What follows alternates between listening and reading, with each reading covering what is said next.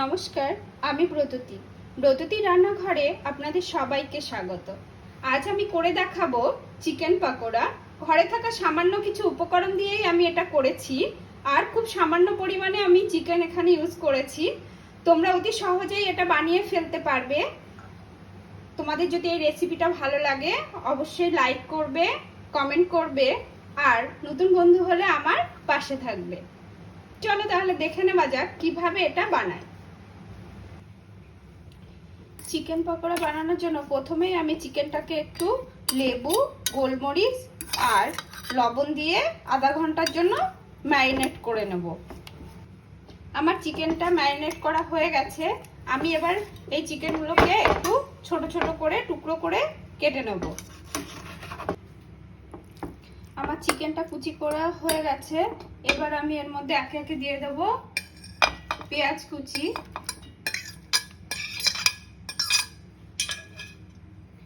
আর দেব আদা, রসুন আর কাঁচা লঙ্কার আমি এখানে কিমা করে নিয়েছি, সেটা এর মধ্যে এবার দিয়ে দেব। আর দেব একটা আলু, আমি এইভাবে গ্রেট করে নিয়েছি, সেটা দিয়ে দেব। এবার এর মধ্যে দিয়ে দেব ম্যাগি মশলা।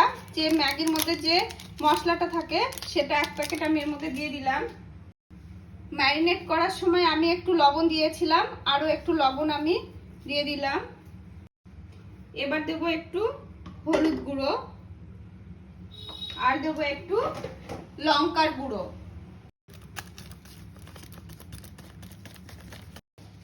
আর দেব একটু চাট মশলা, আর একটু গরম মশলা।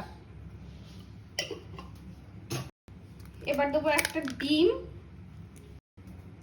আর দেব চালের গুঁড়ো।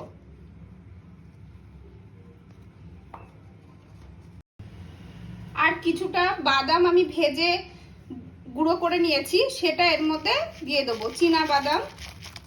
সেটা দিয়ে এবার সমস্ত কিছু খুব ভালোভাবে আমি মেখে নেব।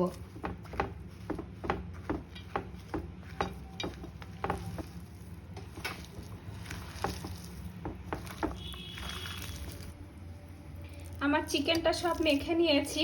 এবার একটা প্যান গরম করে তাতে কিছুটা সাদা তেল দিয়ে আমি এগুলো ভেজে তুলে নেব।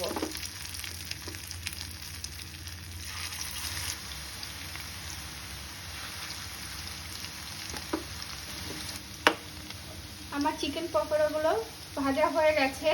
আমি বেশ কয়েকবার উল্টে পাল্টে কিন্তু এগুলো ভেজে নিয়েছি।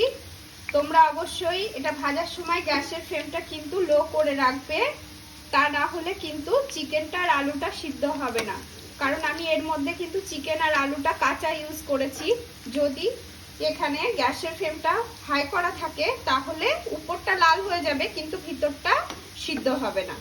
তো সেই জন্য অবশ্যই গ্যাসের ফ্লেমটা কম করে দিয়ে 10 থেকে 15 মিনিট কিন্তু এটা ভাজতে সময় নেবে। আমার এগুলো ভাজা হয়ে গেছে, আমি এবার এটা তুলে নেব।